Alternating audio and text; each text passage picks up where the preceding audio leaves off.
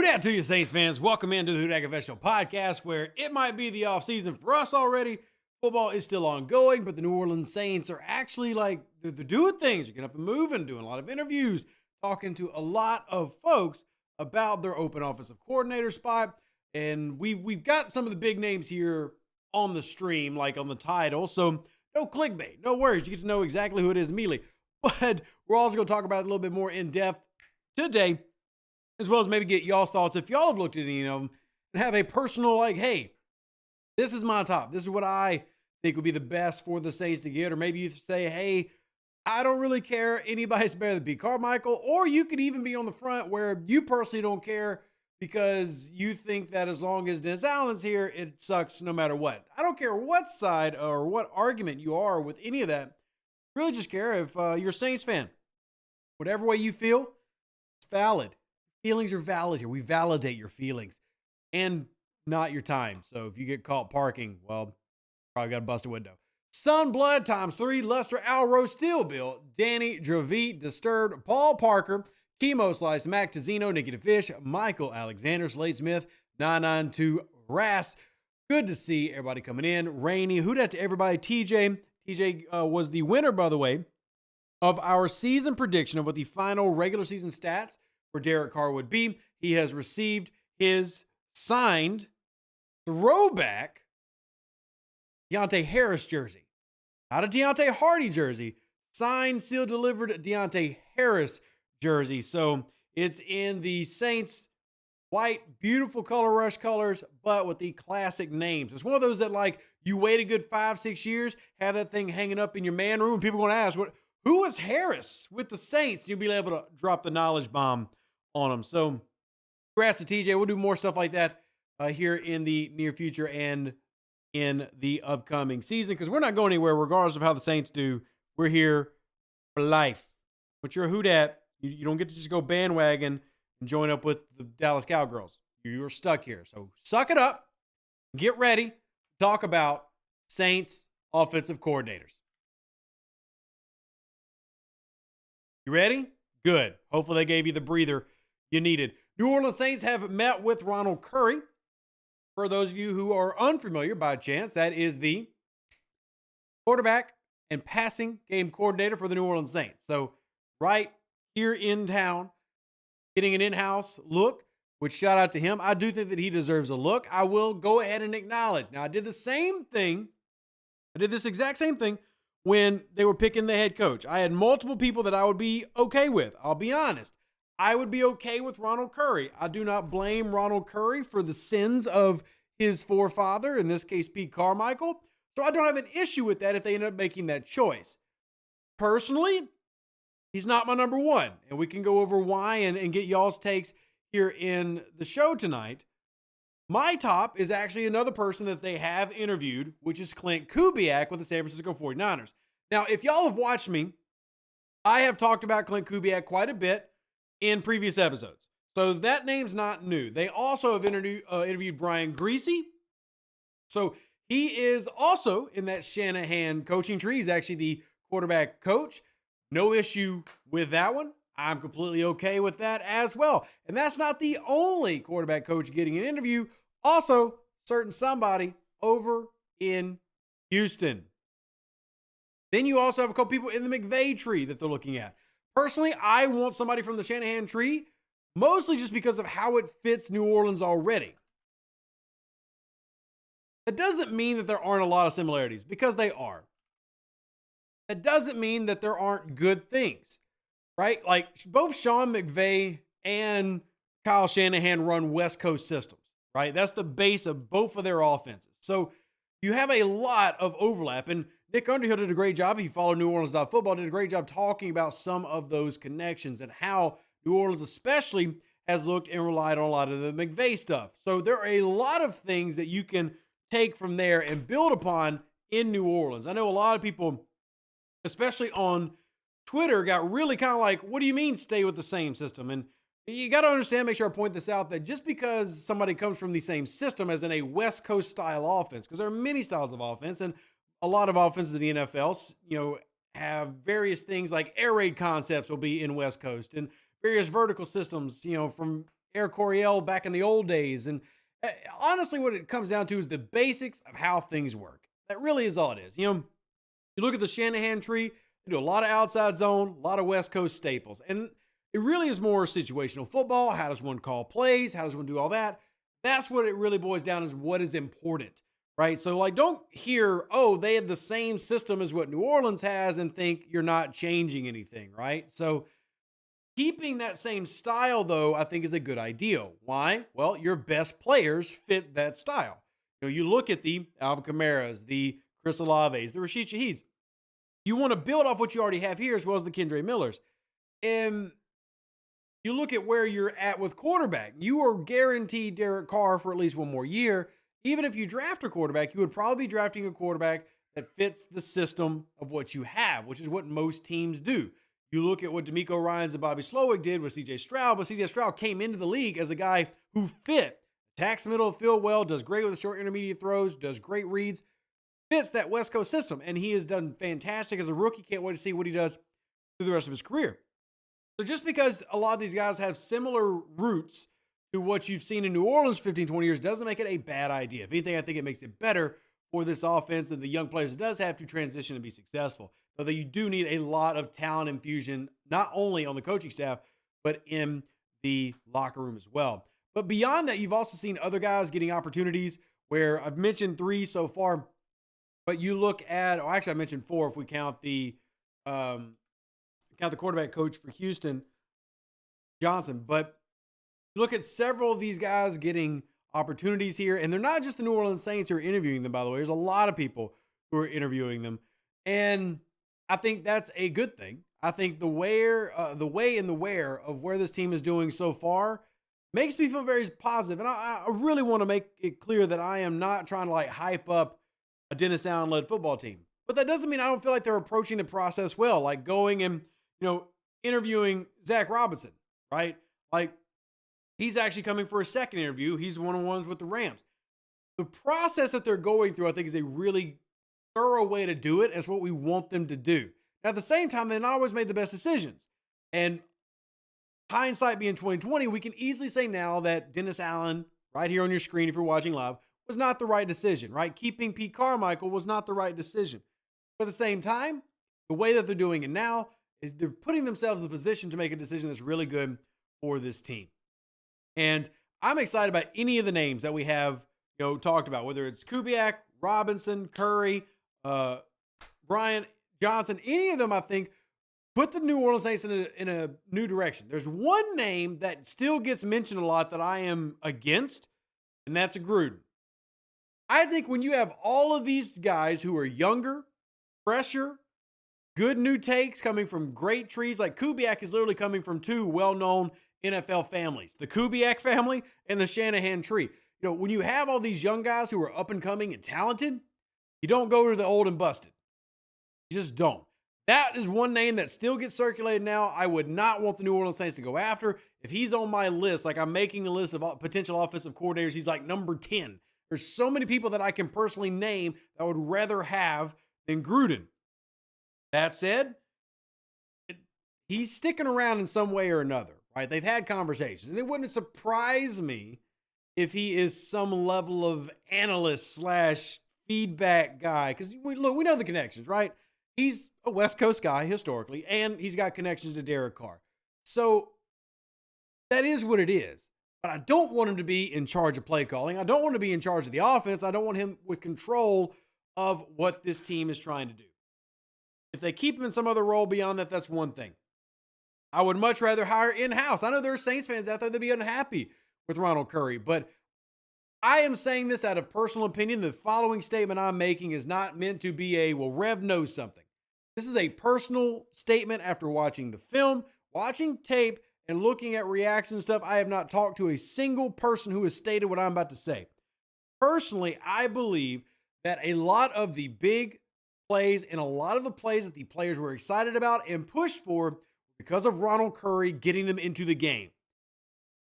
That is not meant as a trash talk to Pete Carmichael. It is simply meant as I believe that Ronald Curry is earning an opportunity in this league, right? There is a reason that even though Saints fans will look at our staff and go, man, they suck. There's a reason that so many people in the New Orleans staff and with the New Orleans staff previously are getting opportunities, like Ryan Nielsen now with the Jacksonville Jaguars and Aaron Glenn getting interviewed for shots. I mean, all these guys who've been part of the technically Sean Payton tree, especially the young guys, are there for a reason. Ronald Curry is one of them.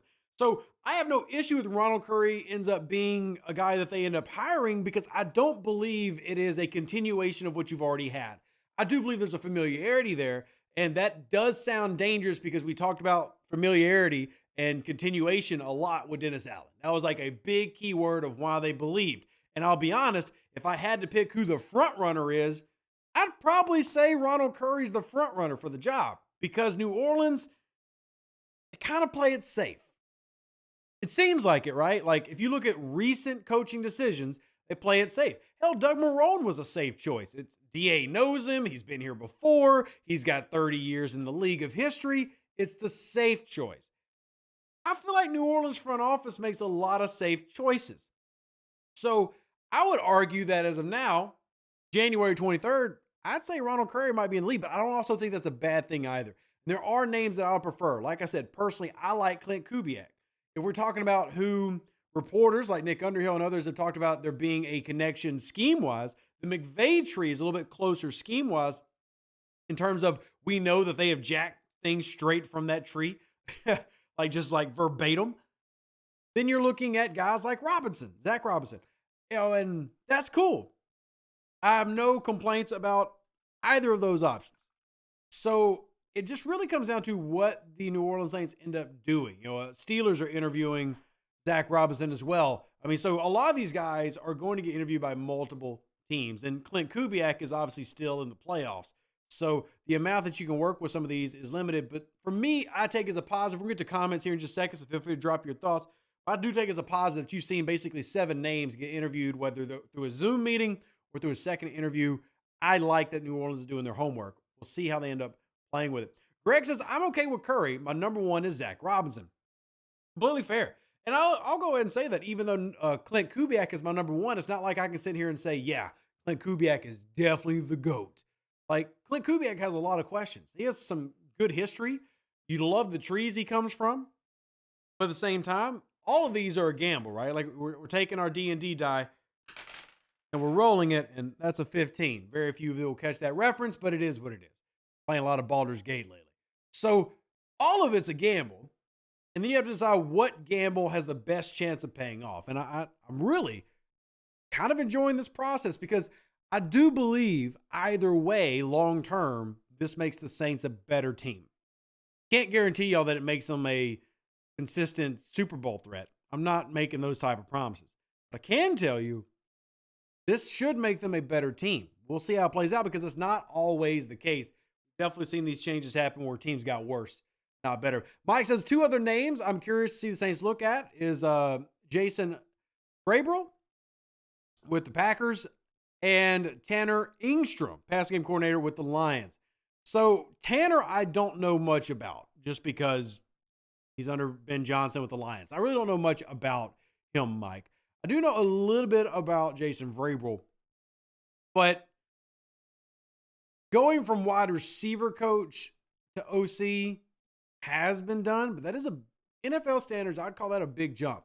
You see passing game coordinators make the jump, but going from because I'm not trying to demean the guy, going from what you could call a lower positional group all the way up to a OC, not something you see super often, but at the same time, not everybody's path to coordinating or head coaching is the same. I mean, we've got Harbaugh, who is a special teams coach, who is, consistently pushing deep playoff runs for years. And that's fine, but he would be low on the list. So King says, can a new OC drastically affect chemistry in the locker room? I'll tell you what a new OC can do that drastically affects chemistry in the locker room. If that new OC comes with a new style that is a fresh take that literally the team buys into and believing, and then it actually translates on the field to wins, then yes. One thing will change these grown men's attitudes from horrible to great instantly more than anything else. Winning football games. At the end of the day, that's what it comes down to. Like, you want to talk about a culture that a team should have? There's a winning mindset. And when you lose it, it's tough to get it back. When you have it, you grasp onto it as long as you can and you try to pass it on to the newer players as they come in. But there's a limit to how much you can do before game, set, match. Do I think a new OC can breathe fresh life into this locker room? Absolutely. And that in turn can improve chemistry in the way that they come in with certain systems. Maybe they have a certain way that they want to do their practices, say between wide receivers and coaches, that can affect the rapport and chemistry that they have. Sure. End of the day, though, what really is going to unify everybody in the locker room is winning football games consistently. That's a big one. Like you even see, I don't know how many of y'all use Twitter as a medium, because I know we're on YouTube here and obviously on iTunes, Google Play, Spotify, the rest of the world. But if you use whether Instagram or Twitter, you're going to see a lot of players and have the opportunity to interact with them if you so choose. Well, St. Binky, our nose tackle, he comes from that Kansas City, culture of winning lately. And he even tweeted about, Kansas City going to the AFC Championship game again. And I'm not trying to read too much into the tweet, but you can see how he's talking, how much respect he has for the culture of winning that Kansas City has built. Because we talked about this a couple weeks ago. Statistically, and nobody go and clip this and misinterpret Rev and share this out on social media as me comparing Derek Carr to Patrick Mahomes. But we're talking about culture and chemistry, right? Patrick Mahomes' stats this year aren't too much different than Derek Carr's. They're better, but they're not Patrick Mahomes better. But nobody be confused of who the best quarterback in the NFL today is. It's Patrick Mahomes, and it's Patrick Mahomes by a lot. And there are things that affect your ability to be successful. We talked about Patrick Mahomes having 30 drops from his receivers, 30 plus drops from his receivers. That's going to affect your stats a lot. But how do you overcome that? And remember, I talked about it during the season when the Saints were trying to find a way to win those close games. Good teams find a way to win. So, good teams don't use the fact that they had twice as many drops as Derek Carr's team as why they are losing football games, right? They don't use excuses. They find a way to overcome and win. And that winning culture in a locker room, that chemistry you can build as an entire unit, you get that from winning, and you build it from winning. And getting there, coaches have to inspire players. And I talk about Dennis Allen. The thing that I don't believe in him is I don't believe that he's a leader of men in the head coaching sphere of the world. That doesn't mean that an offensive coordinator can't be a leader of men for his group and can't take them to that. And maybe Ronald Curry's that guy. Maybe Zach Robinson's that guy. Maybe Klint Kubiak's that guy. Hell, maybe Klint Kubiak's younger brother is that guy. But I do think it can happen. So long-winded way to answer what King says. With that being said, what if is a more effective and efficient offense causes a skilled player not get as many touches, but the offense is prolific? Could that be an issue even with team success? You have seen players take issue to that in the past, but I'll be honest, man.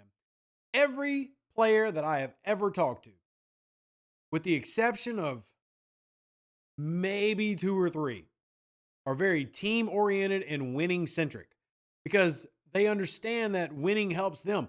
Players that are on winning rosters have longer careers. Players that are on winning rosters have better overall stats. Players on winning rosters win more accolades. I'm not trying to trash talk anybody, but there's a reason. And it's like a form of bias. When you see a good team, you're naturally going to say that guy's better than that guy over there because he's with other people who are great. And that's not saying that everybody who wins a Pro Bowl and everybody who wins an All-Pro doesn't deserve it. Because hell, Mario Davis was second team All-Pro and he definitely deserves it. But you're definitely more likely to get recognized for how good you are on a good team. So being good helps everybody. And it's very rare to have a player that's so self-centered that they only care about their own achievements, their own stats. And what you'll end up seeing is things like the last game of the season for New Orleans. Players will chip in to make sure that you get what you need. I mean, it took Jamal Williams to the last play of the game, essentially, last play of the year, to get his tutty. But the players were together on that, and they made that happen. So I would say, yeah, it doesn't really affect as long as the team is winning. And that's what cures all ailments, man. Winning cures all ailments. It just does. And then if you have a bad apple, you get rid of that apple. But winning will fix a lot of problems. Winning fixes a lot of problems.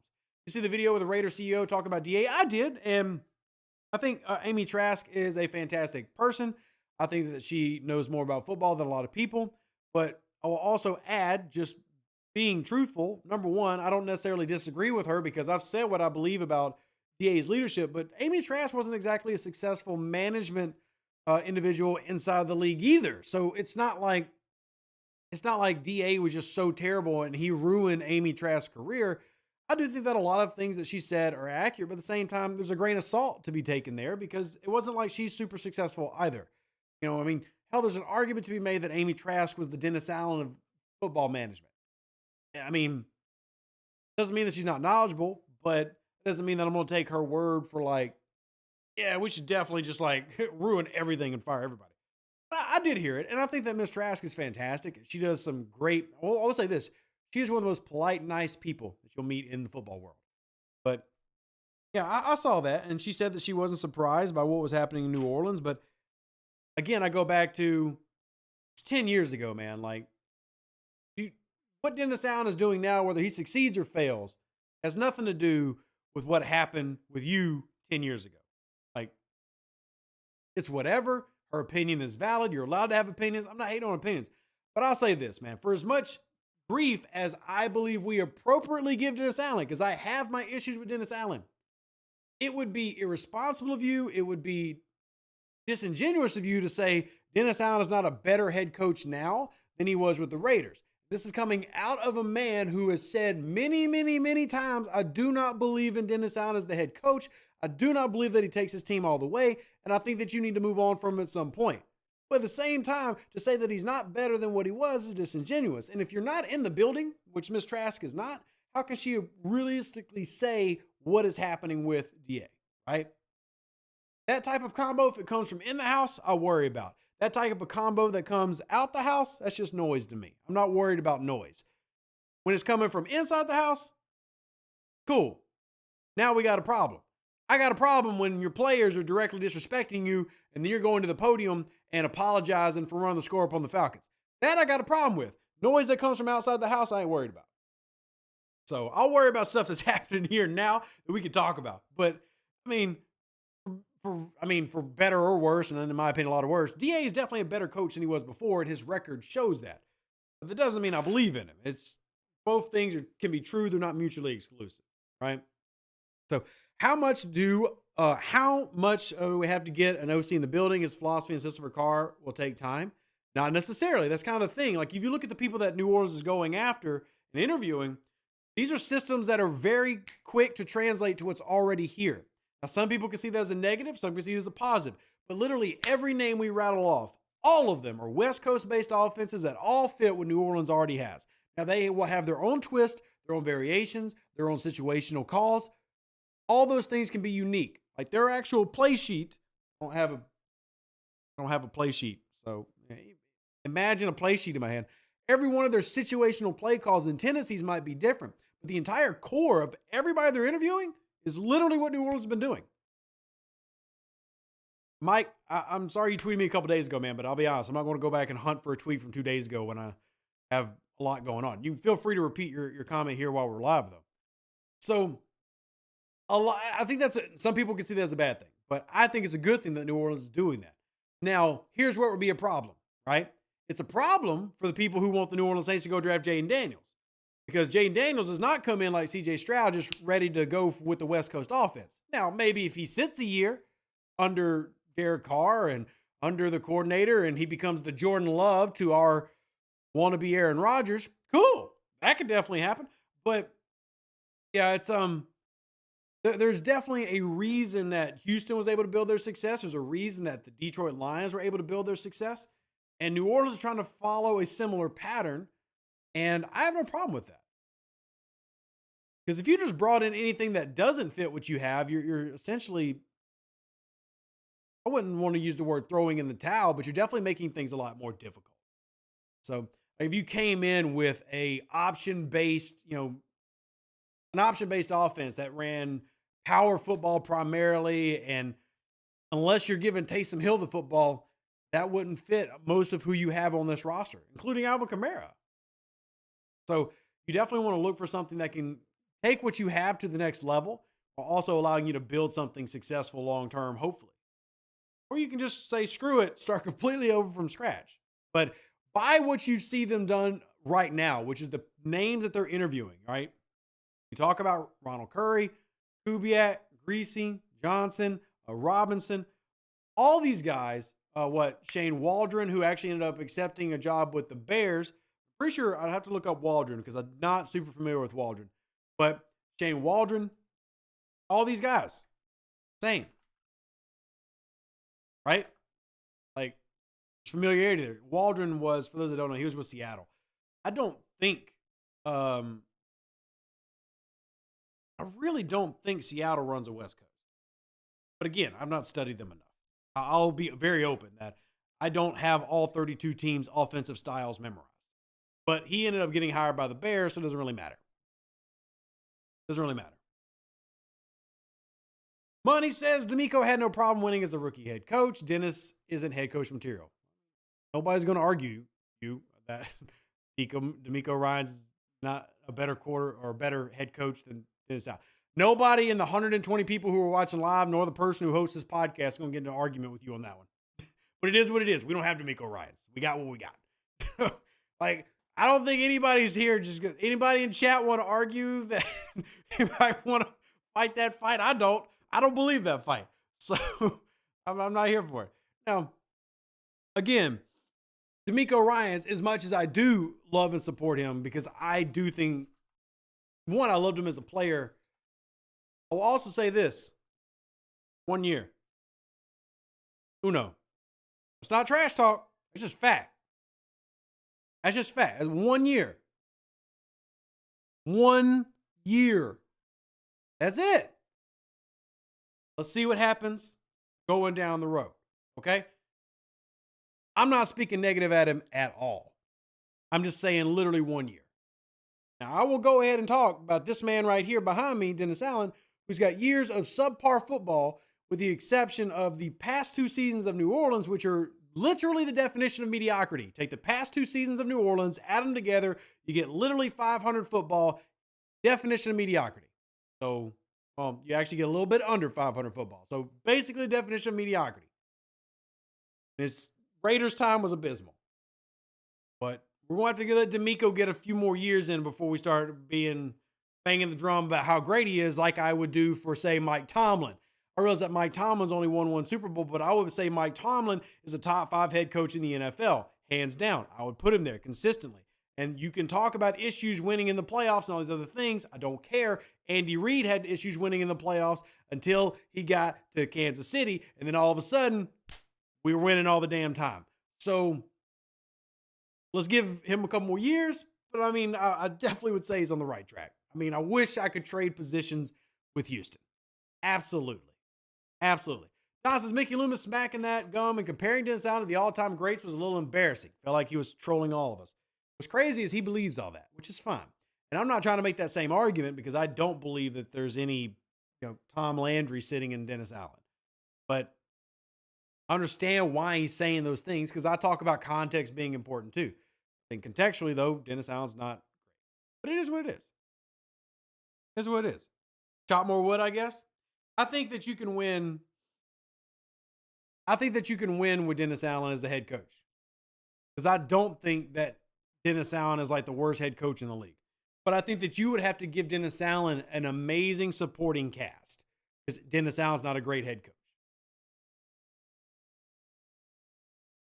You give Dennis Allen a great supporting cast of coaches, offensively, you can make playoff runs. And nobody wants to hear that. But I'm sorry. The NFC South sucks. Not a single team in the NFC South has their quarterback of the future. Not a single NFC South team currently has got a head coach with a proven track record of success. Whether you like it or not, the New Orleans Saints are in just as much of a position to make a playoff run as anybody else in the division. And that's with Dennis Allen as a head coach. Is what it is. Right? Not necessarily something you need to be happy about, but it's the truth. And it's not like we're sitting in the AFC East where the Dolphins and the Bills are just 2 really good football teams and you're trying to figure things out in New York. It's not the case. So here we are. here we are. And go from there, because until Dennis Allen's fired, there's no point for me to talk about what coulda, woulda, shoulda. Got to talk about what we got, right? Money says Atlanta, Carolina, Bucks won't be bad forever, though, especially Atlanta. Well, we say that, but it's the same thing with New Orleans. Like, you're always harsher, and the critique is always heavier for the thing that you're most familiar with. That's just a fact of life on anything. Y'all are more familiar with New Orleans than anywhere else in this league, because y'all live, breathe, and die New Orleans Saints. And I love that about y'all. I love that about us. What makes us amazing. But we're a hell of a lot harsher on what we have in-house than what we are outside. And let's go ahead and say if I had to pick any team in the division that has the worst outlook over the next 10 years, it is not New Orleans. It's not New Orleans by a long shot. It's Carolina. Carolina has the worst outlook for the next decade. Why? They got the worst owner. It ain't even close. Tepper, I would be so upset if Tepper was the owner of my football team. Very upset. The Bucks are going to need years to be consistently rebuild. They're in the same boat New Orleans is in. And I'm going to say it right now. Feel free, chat, to disagree with me. That's fine. The way the Philadelphia Eagles are playing, the New Orleans Saints could have beat the Philadelphia Eagles. I don't believe the New Orleans Saints would have beat the Detroit Lions. But I feel like the New Orleans Saints could have done the exact same thing that the Tampa Bay Buccaneers did in the playoffs, win one game.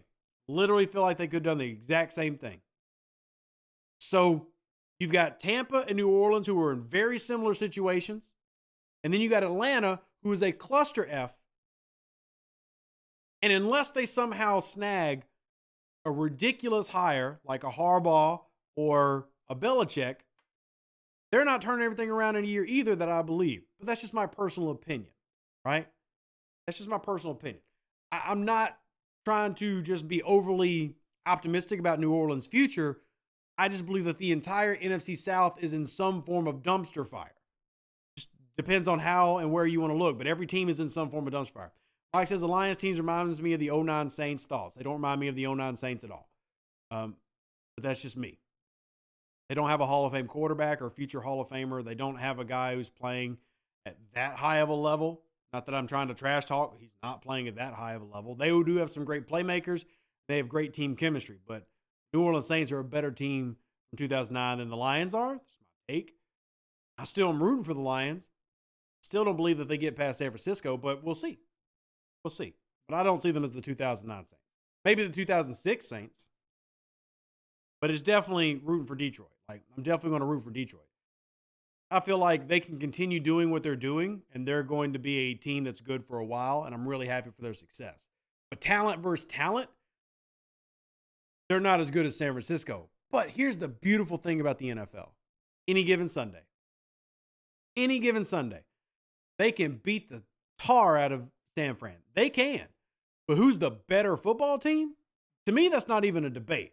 The 49ers are a better team, like top to bottom roster and coaching staff versus. That doesn't mean that Detroit can't win. They absolutely can win. And I will be rooting for them to win. I just don't believe they're the better team. Whereas in 2009, the New Orleans Saints were unquestionably the best team in the NFC. Like, Minnesota was there, but it was New Orleans. The reason we hosted that game. And we were dominant day one in 2009. Detroit figuring it out as they go along, which is fine. There's zero shit talk from anything I'm saying. But if I had to pick a New Orleans Saints squad that they remind me of, is 2006, not 2009. That's all. Give them another year or two, continue doing what they're doing, especially if they can keep their core together. Woof, get nasty. Actually start winning that division for a good 5 years. But big thing for me is quarterback. Now, I do not believe in Purdy. Purdy is so much of a Shanahan. He does what he's told to do, which is great. But Goff is not an elite guy. Goff is very good. He's a top 10, but he's not elite. That argument, fine. Neither is what San Francisco has. But as much as I love Dan Campbell, Kyle Shanahan is not a head coach that I'm ever going to bet against. He is a better coach. Historically, record to record, seen what he's done his whole career than Dan Campbell. That's why I give him the nod. But I'm definitely rooting for Detroit. Absolutely. Absolutely. And there's nothing wrong with being a system quarterback, Don.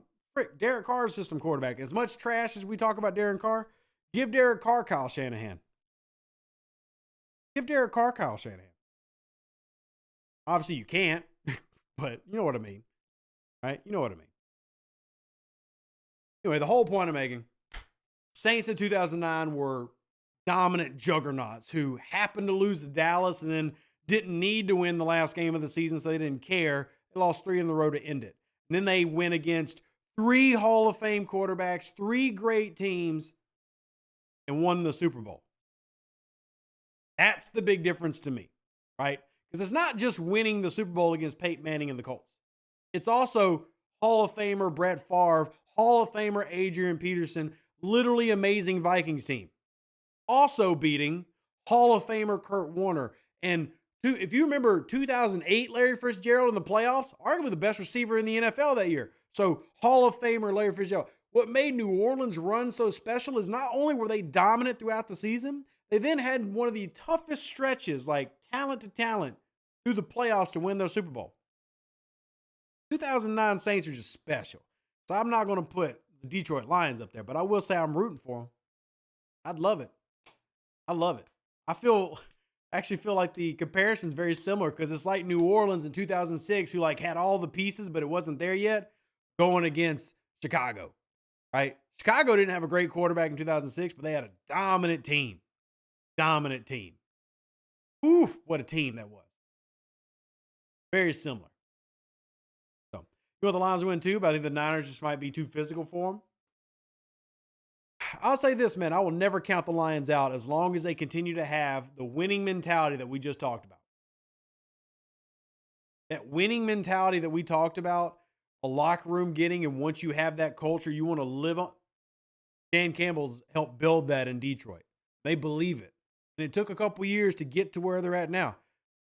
But that gives them a chip on their shoulder and an edge that you can't second guess it.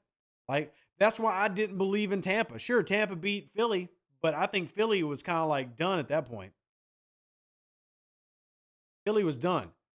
But Tampa doesn't have that winning culture built into them. They knew that when Brady was gone, everything, that it was like we'll see what we could do.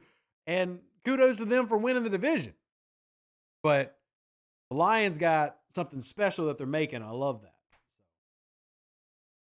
Philly was done 6 weeks before the season starts, and it's wild. I even commented this on Twitter that some of the play calling that we saw Philly doing was so much the New Orleans Saints for the first 75% of the season. Like, literally these all vertical sideline shots on third down, nothing middle of the field. And even though I believe that Jalen Hurts is not as good of a quarterback as the talking heads will say when Philly's winning, I do believe he's a hell of a lot better than what you saw the past 2 months of Philly football, because for whatever, that coaching just fell apart. I have no idea how that happened. I don't follow Philly. I don't cover Philly, so I can't speak to it. But going and watch a lot of those plays, just went like, geez, like no quarterback's going to be successful with this, right? Do you think we should have went further with Doug Peterson? Oh, yeah, absolutely. Again, please nobody take anything I've said today as an endorsement of Dennis Allen.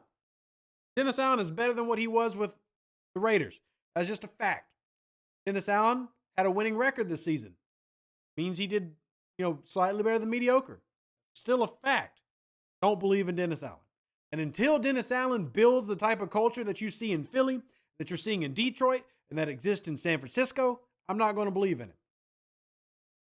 Best way I can describe it is, no matter how bad the Saints were, and even when we were calling for Sean Payton's head, every season with Sean Payton, you went into that season believing there was a shot.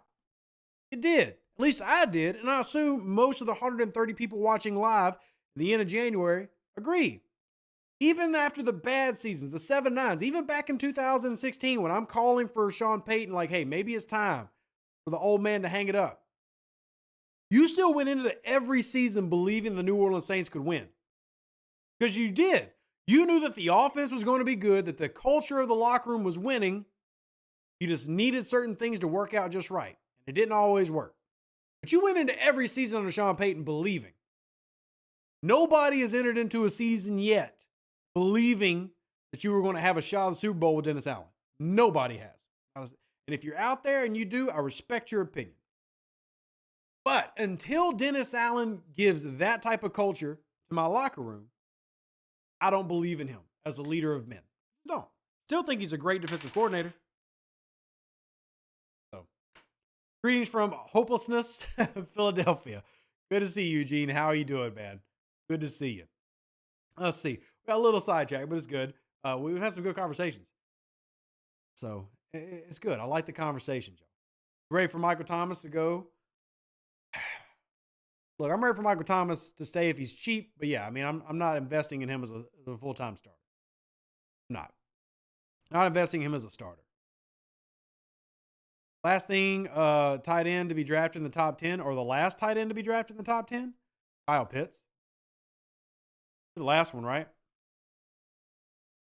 Kyle Pitts was like, what, pick 8? Oh, he's pick 4. Yeah. Kyle Pitts is the last tight end to be drafted in the top 10 because Laporta was, even though this man just set some records, he was in the second round. Yeah, I'm pretty sure Kyle Pitts is the last one. When we doing mock drafts, I mean, I'll be honest, I really only know most of the first round guys right now. So, and even then I haven't studied all of them with like a lot of tape. So for me to be comfortable doing like a full mock draft, it's going to be a little bit, man. We'll get to at least March, but we can definitely talk about first rounders and how New Orleans should try to, use their mid first round pick. Saints draft defensive end, tackle, linebacker, and tight end. Yeah. Don't forget quarterback. Henry says, A.T. Perry made the Saints fans forget about Michael Thomas? No, because Michael Thomas is the best wide receiver that I've ever seen in a Saints uniform. As much as I love A.T. Perry would have to have a growth arc for a 6th-round pick that you almost never see from a wide receiver to make me forget Michael Thomas.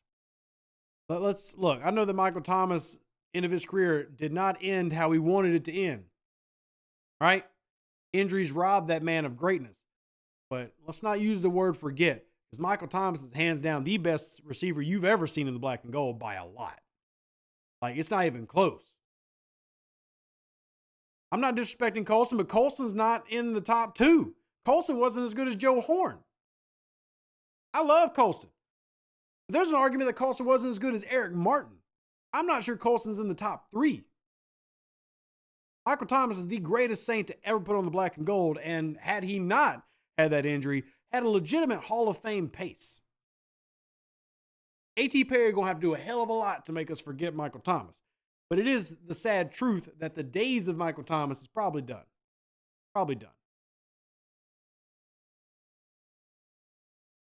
That's just a sad fact, right?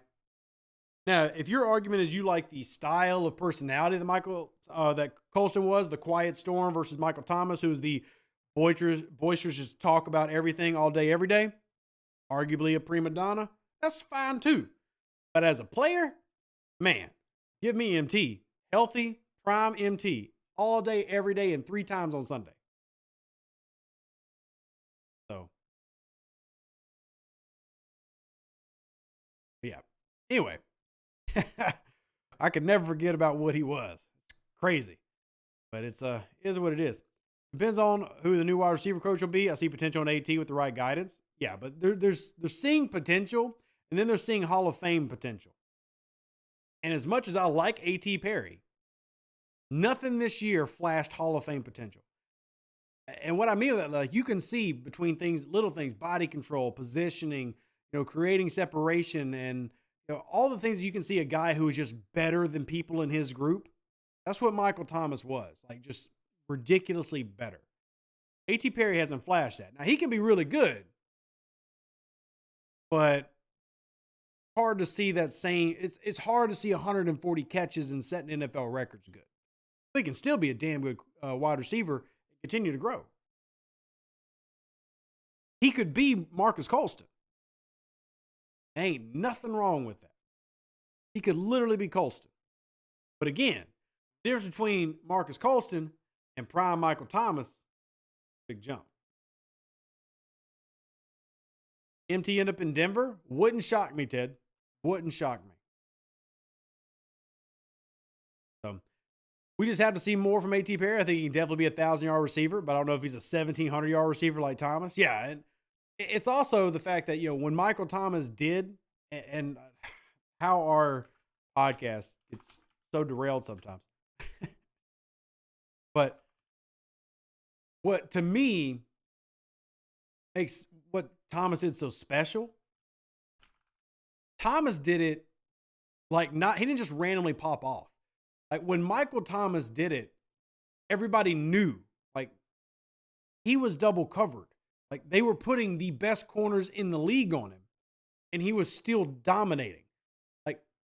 He caught 149 balls, and that was 80% of the targets. He didn't even get targeted 200 times. He was going against the top in, top out, and then when you threw the ball at him, it was a catch. Guaranteed.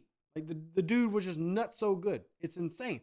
For reference, the person who actually holds the NFL record, did most receiving yards in the season, had over 200 targets when Calvin Johnson did it in 2012. Michael Thomas had 180 targets. Freaky good, right?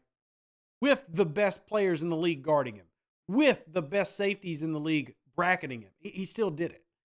Nuts. It's absolutely crazy. Absolutely crazy. Michael Thomas is better. Michael Thomas is the Hall of Fame version of Marcus Colston.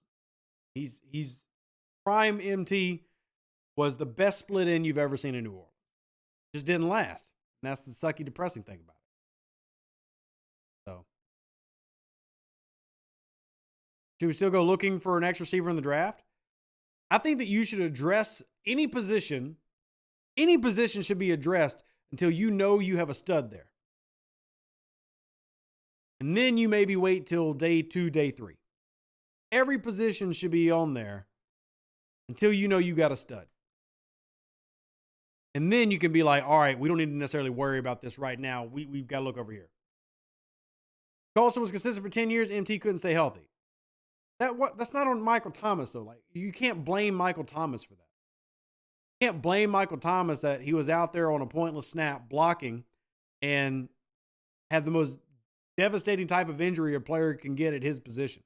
It's not his fault. Cool. Marcus Colston lasted 10 years in the league. Marcus Colston literally was never even the best receiver on the team multiple times. I'm going to say something outlandish that some of y'all are not going to agree with, and that's fine.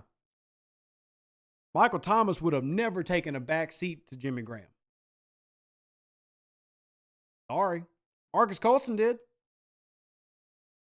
Oh. Now, Graham, again, with New Orleans, Graham's on the same level of Michael Thomas, on a Hall of Fame pace. Marcus Colston took a back seat multiple times. At the end of his career, he had lost a lot of his reliability. I'm not taking shots at the guy, but Colston is not as good as we like to remember him being. He's not. He's a team guy, and Colston is definitely a much less profane player, but yeah. Colston wasn't the type to do that on all the targets, and Colston just wasn't that good. He wasn't that good. I mean, Colston was good, but he wasn't that good. Jimmy Graham was. If a player is that good, it has nothing to do with whether he's going to want targets, which I'll argue the best players in the league want targets. You go ask Tyreek Hill if he wants to give up targets. But even with that aside, it doesn't matter if he wants them or not. If you're the best player in your passing game, they will go after you to give you targets, regardless of whether or not you're the best. You don't have to ask for them. When you are the best, you are the best. And they're going to make sure they give you the ball. That wasn't Colston. still had 6,000-yard receiving season, which is fantastic. Fantastic. Colston just isn't MT, and that's okay. Totally okay. Colston's still all-time great. Saints Ring of Honor. So, you don't think Colston could have gotten that many targets like Michael Thomas did? It would have been easier to take Colston out of a game for a defense than Michael Thomas. Yeah, and again, we're still talking about a guy who's really good. I'll even argue that he got snubbed from Pro Bowls, though. If you really go and look at each season that he had like his best years, man, there's some really good dudes in the NFL at wide receiver at that point. Like, there were a lot of really good players at wide receiver. Like, 2012, for example, that's the year that Colston had over 1,200 yards receiving. 2012. That same season is the year that Reggie Wayne had 1,500 yards receiving and 10 TDs. TJ Hushmanzada with Cincinnati, when him and Ocho Cinco, became a thing. It was all fun. He had 1,200 yards and 12 TDs. That's back when Wes Welker was in his prime with New England, catching over 1,000 yards a season. I mean, that's back when Larry Fitzgerald was literally in his prime, 24 years old, catching 1,400 yards and 10 TDs. So even in Marcus Colston's best years, sure, I think that he deserves a Pro Bowl, like he should have got one, but it's also like, if you had to give Marcus Colston a Pro Bowl, when do you do it? Because his best season, he wasn't even top 5. But he was still great. It's just, he wasn't Michael Thomas. That's all I'm saying. He was still great. He just wasn't Michael Thomas.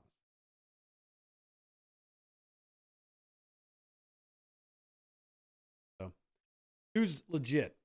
And I do like to give a shout out to Eric Martin, who I feel like gets forgotten about.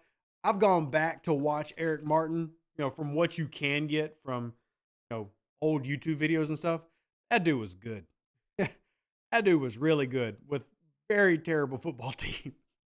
Yeah, either way, man. Eric Martin, Marcus Colston, both of those are just fantastic players. Be happy you got to watch them if you did. Be happy you got to watch them if you did. So, was mad when we gave up Darren Sproles? Yeah, I think a lot of people were.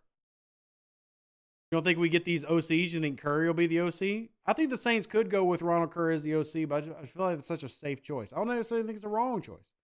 What's the safe choice? Another one, Don, just a shout out, Danny Abramowitz. Danny Abramowitz, the first Saints wide receiver to make an all-pro team. Danny Abramowitz. Oh, I don't forget Joe Horn. I mentioned Joe Horn, TJ. Joe Horn to me is the second best Saints receiver to ever play. Joe Horn had a worse quarterback situation.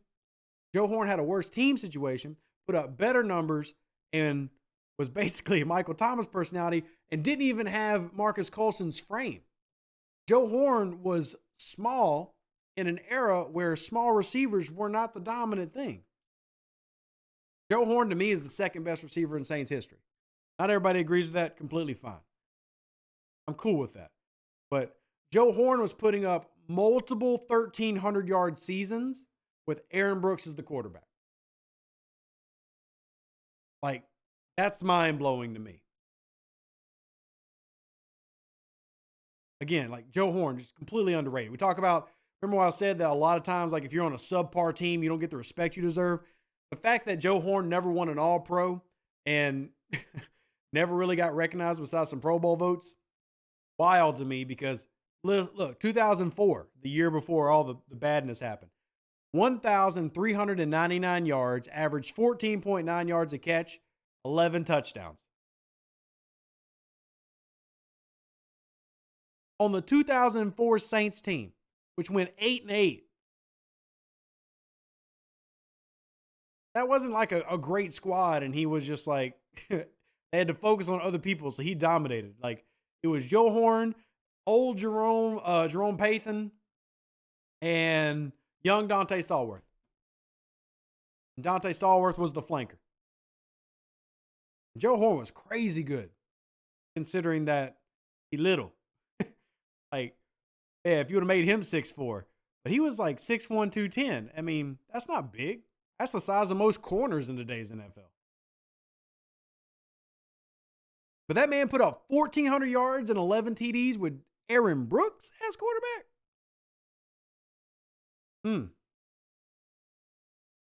Joe Horn was good, but since he signed with the enemy, you disown him as a Saint. I mean, that's cool if you feel that way, Glenn. That's like disowning, Morton Anderson. That's like disowning Sam Mills. At the end of the day, I want those men to make their money. And if Atlanta's the one that's going to pay them, yeah, I get it. It sucks. Never want to see a Saints great go play for Atlanta. But he did. He played, one season, 2007 in Atlanta. Sucks. I hate it too. But I'm not going to I'm not going to throw shade at the man for getting a check. Let that man get his check. Yeah, I don't disown Thomas Morstead for doing it either. Because I'm not going to say the Saints did Thomas Morstead dirty because I get moving on. But I'll say this. Thomas Morstead's still in the league and still punting a hell of a lot better than either of the guys the Saints have had the past 2 years.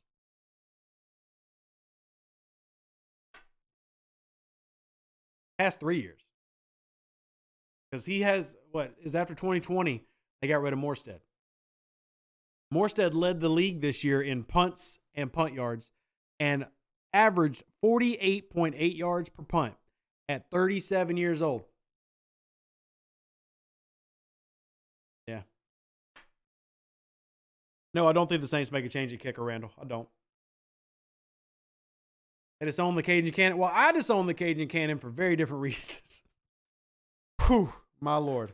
My Lord, my Lord, my Lord.